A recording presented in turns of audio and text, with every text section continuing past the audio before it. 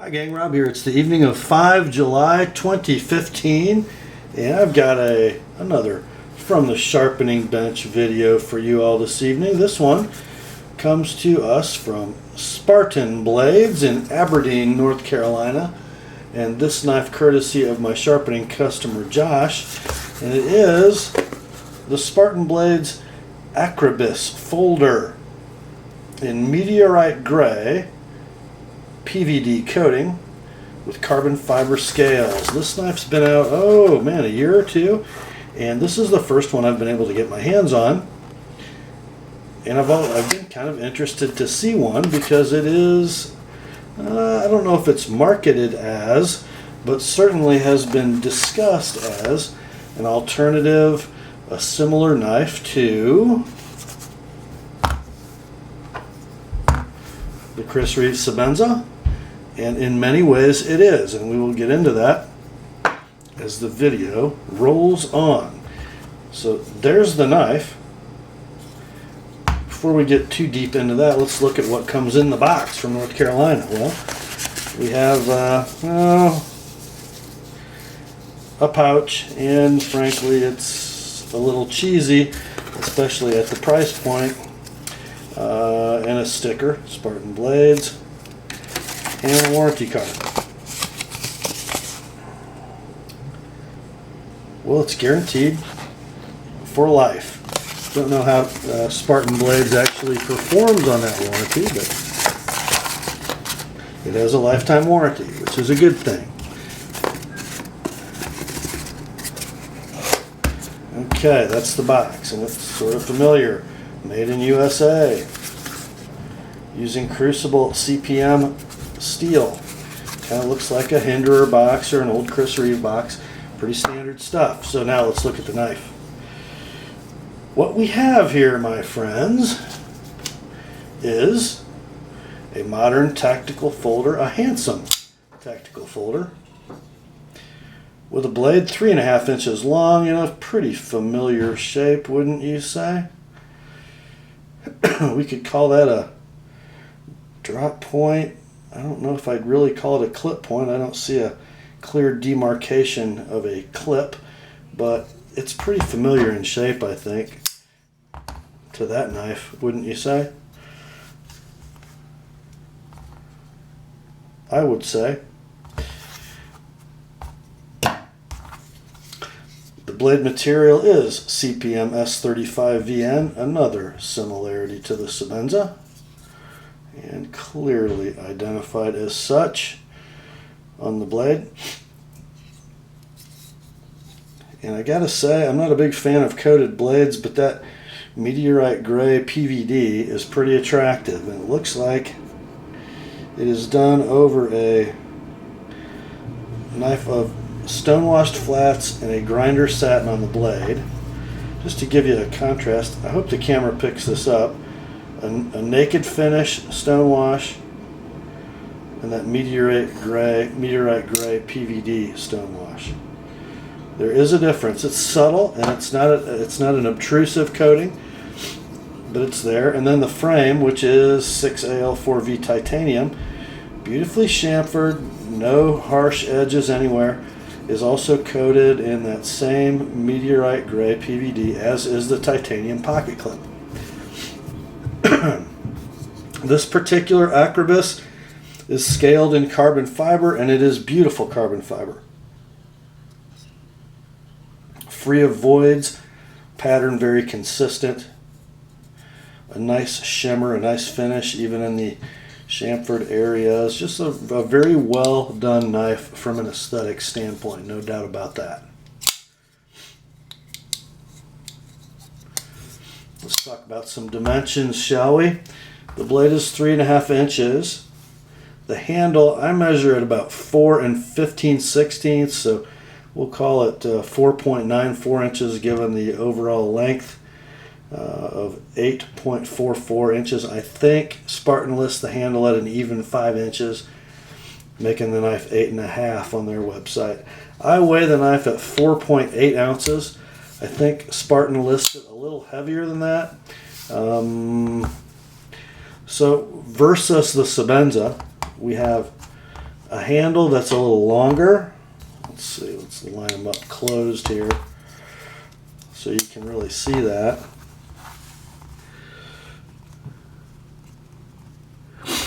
Let's do these flat.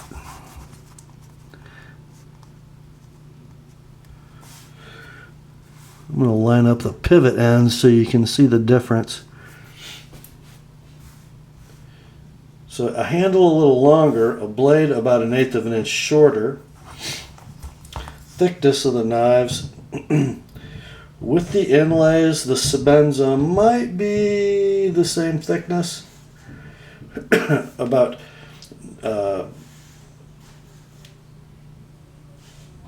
what is that? 9/16 thick, 0.56 on the Akribis. And let me take a quick measurement of the Sebenza for you. Whoops. Got to turn it on. Yeah, they're the same. Maybe 10 thousandths or so thinner on the Sebenza. And if the size, materials,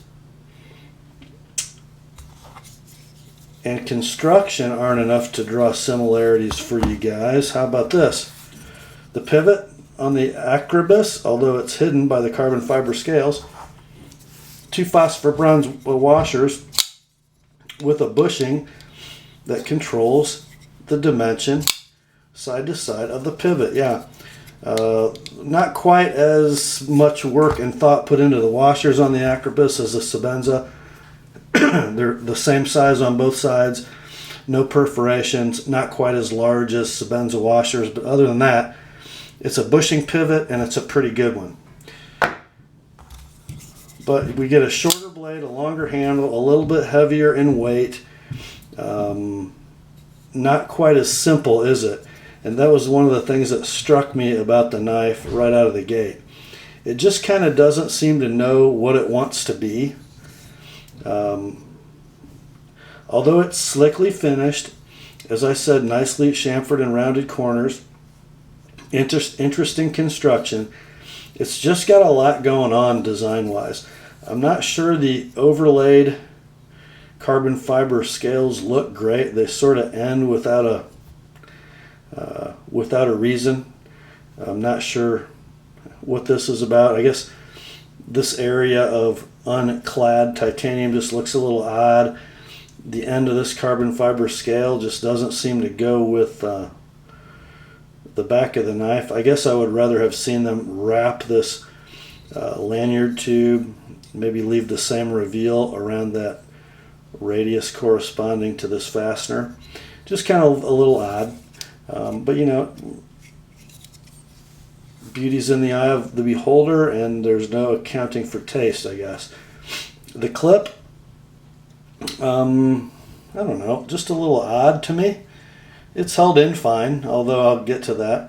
But really, we've got like just a very simple spring titanium clip. But did we get licensed from Parker Pens for that punched out arrow? I think it looks a little odd. But yeah, there again, it's a design decision. We have a backspacer knife, and I believe that is G10. Don't believe it's carbon fiber. And it runs pretty much the whole length of the knife, wraps around to about here, comes all the way up and envelops the stop pin, which is rather large.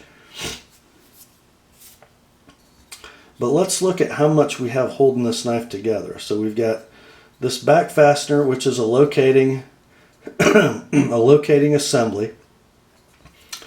It's a barrel, a male and female barrel type fastener, much like the pivot on a Strider or like the pivot and back construction of the Pole Force Mic 1, although it goes together a lot easier than a Mic 1. I think, though, it takes up a lot of space.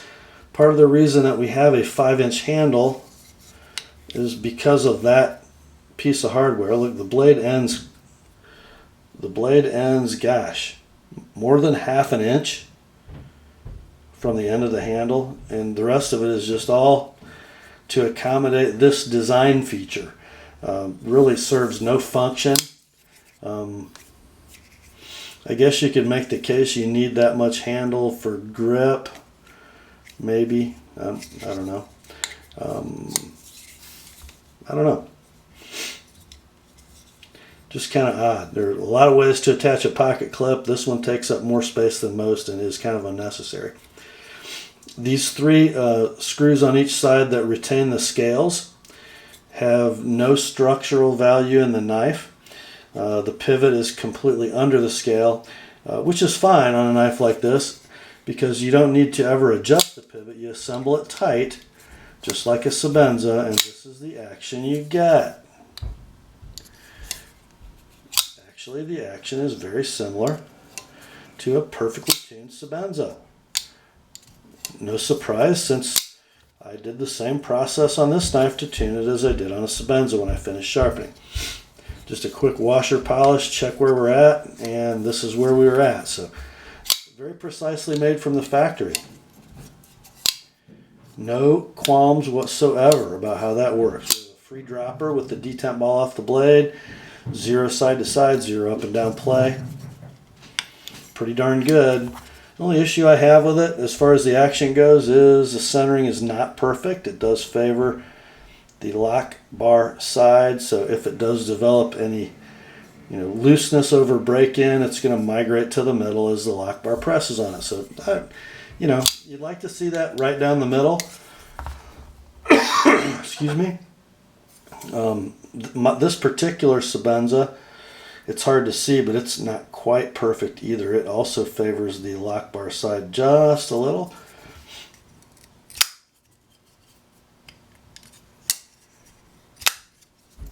This is my my workhorse mule, my micarta inlaid large clip.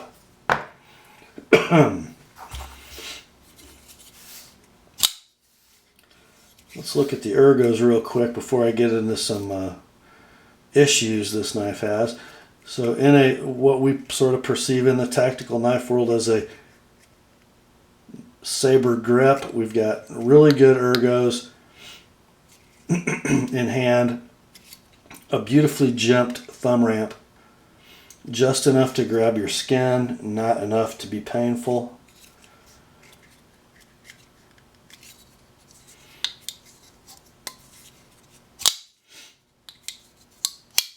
How is it in the hammer grip? It's very good. In the draw cut grip, very good. Just a super comfortable knife in hand. And then if we come to the reverse grip, we have more issues with this fastener. I don't like a knife with that sort of comes along the spine to a point where your thumb really has to search for what to do. It's really comfortable from this finger down, not really from the index finger down. The thumb just has nowhere to go. This knuckle is too far of a reach. It doesn't really want to lay well on the pad. This thing needs to go and just terminate that knife in a better way. It'll shorten it up, make it better in pocket, not have as much protruding. I know that this is kind of a signature piece for the knife, but it's just bad. It makes the knife handle longer than it needs to be. It puts the thumb in a bad position in a reverse grip. And one thing you ought to be able to do with a clip attachment like that is make it reversible, tip up left and right, but it's not. If you notice, the frame is milled out to accommodate the clip and retain it from moving left or right. That's only done in the right hand position, and because of the barrel diameter, this is the female side, it's larger than the male side, and don't believe it would go through the clip. I guess it looks cool, but it's not very well thought out, it's not very versatile, and it hurts the knife in my opinion. Let's talk about the blade. It is a familiar shape. It is ground. It's a little thicker than a Sebenza behind the edge. Now this is flat ground from about 3/4 of its breadth down, not hollow ground. And the edge you're looking at is a 17 degrees per side secondary bevel with a 20-degree micro. It's 17 degrees for a couple reasons, the most significant of which is it has to be at least 17 degrees to clear those rather large thumb studs. They're pretty long, they stick a long way off the blade, and they're kind of large in diameter as well. They work great.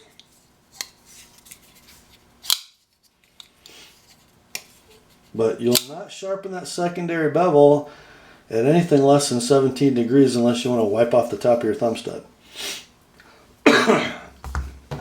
Kind of similar issues with Sebenzas, although that angle is about 16 degrees, which that's about as acute as that ever wants to be anyway. Frankly, 17 is fine on this knife.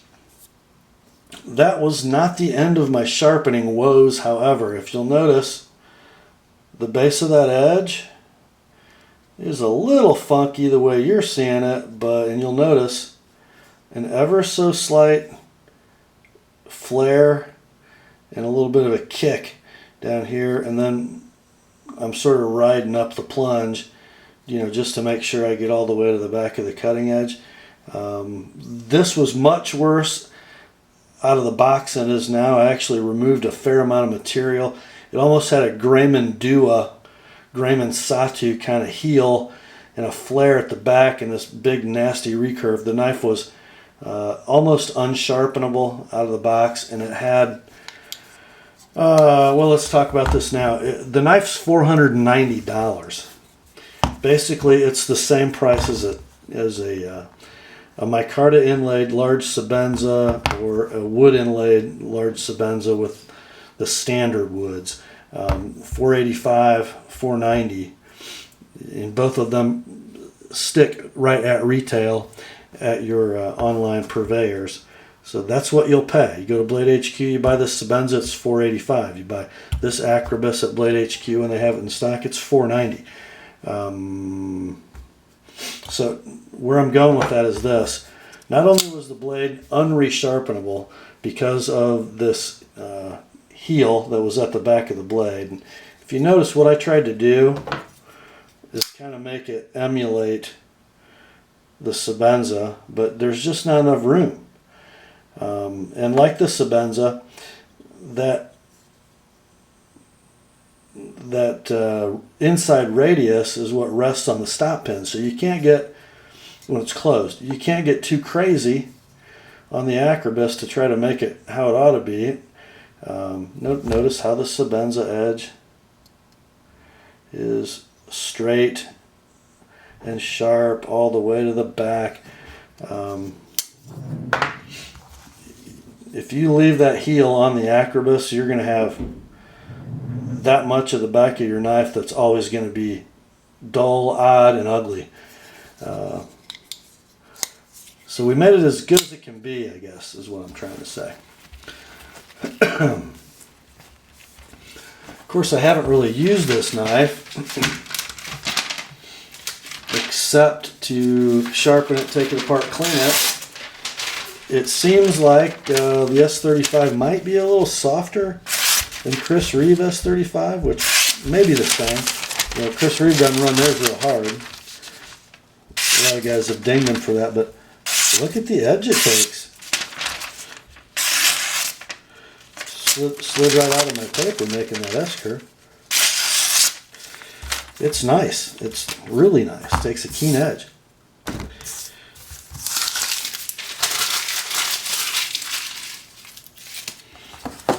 I'd say with a couple just kind of nitpicky criticisms, although I don't think the base of that edge is nitpicky. It's sort of, this is going to lead to a bit of a rant. And I'm not picking on Spartan Blades because almost every knife manufacturer in the world gets this wrong. Guys, I know it's a $490 knife, and I know that most of the people who buy it are never going to use it or sharpen it. I get that. So we can lose our mind in this ricasso area of the blade with little consequences for most owners and users. However, if you are going to use your knife and you are going to sharpen it, guys, this is how you do it. This is how you do it. That lets a sharpening stone, the edge of a stone when making a pass, come past the back of the cutting edge, just to make sure that we're not going to have no cleanup at the base. We're going to always be wiping fresh stone across it. It's always going to be true. The edge is going to be straight. Not going to ever develop a little funky recurve here because we have a kicked up flare at the back. For a knife blade that's going to have a life, that's how you have to do it. You can't put these big nasty flares, wads of material at the back of blades, and oh, it was horrible. And the edge grind was just, and this is aside from the design of the blade, the edge grind was atrocious.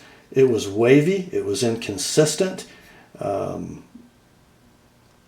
Here's sort of what I think happens in the manufacture of this knife. I think it's 90% CNC, including the grind of the main bevel. It looks like the only real manual operation in machining the parts of an Akribis is putting on the edge. And I've seen one of them, okay?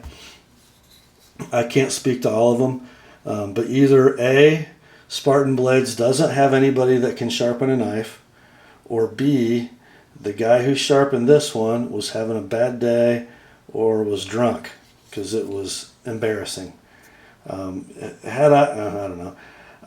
If I were a picky collector, this knife would have gone back if it were mine. Instead, the owner of this knife knew that for $25 plus return shipping, it could come with a better edge than he would ever hope to get at the factory anyway, so he just sent it to me. But this knife and I had a little bit of a tussle getting the edge that you see now. It wasn't fun to make it look good. Making it cut good would have been easy, but on a $490 knife, when a guy pulls this out of his pocket to show it to his buddies, the knife ought to be impressive, including the edge. It shouldn't have an edge worse than 70% of gas station knives that you see, and that's kind of what it had. So that's definitely an area that Spartan needs to improve in, and I'd like to see them do something less generic than this clip. Really, it looks like a Parker pen. Horrible. And this attachment method, I guess it makes it look cool. Like, oh gosh, what are those one knives everybody likes? Come on, they say they're made in Texas, but we've found out that they're really Chinese. What are they called? Ones that have 4 thumb studs that make the blade unable to cut anything. You guys know what they are. Quartermaster. Yeah, I knew it would come to me eventually. Is this a nod to the trend started by Quartermaster? Maybe, but it needs to go. Wouldn't that knife look so much better without it? It's this beautiful, elegant gentleman's tactical folder with this sort of garish fastener in the back. But other than that, guys, other than the edge grind, the heel of the blade, and the silly looking pocket clip and fastener, pretty cool knife. Well-made knife. I do get a little lock bar movement. If I grip in that choy, you can hear it. Sometimes sounds like a catfish. Oh, here's another kind of oddity. And on the website, they'll tell you that they have a Rick Hinder lock bar stabilizer, which they do. So I guess sorta. It's retained by the carbon fiber scale, which makes it completely unnecessary. If you have a Hinder lock bar stabilizer that's retained by the carbon fiber scale, it just falls out when you take the scale off. Maybe I'm stupid, but can't the carbon fiber scale be your over travel? Yeah, I think it can. And so I don't get that at all. But you know, it's there, so they get to put hinder or stabilizer on their copy on their website. It's kind of one of those picture knives or marketing knives in a lot of ways. It's got buzzwords for the ad copy. And it's almost like somebody wanted to get into the knife business who was a machinist and an engineer, not a knife guy. And then they talked to some knife guys to get some ideas. And their webpage copy does indicate that they did that. But the areas where they sort of went off the reservation are just a little weird. Maybe they mixed a couple themes, a few too many themes in its manufacture.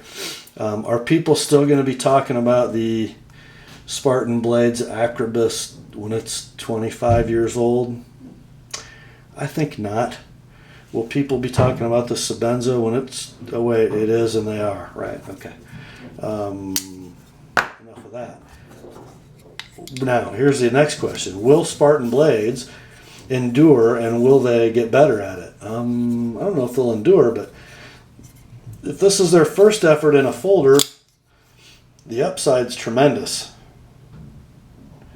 My only suggestion would be, guys, find your own way and do that. You know, don't make a Sebenza that sort of looks like a quartermaster. Make a Spartan.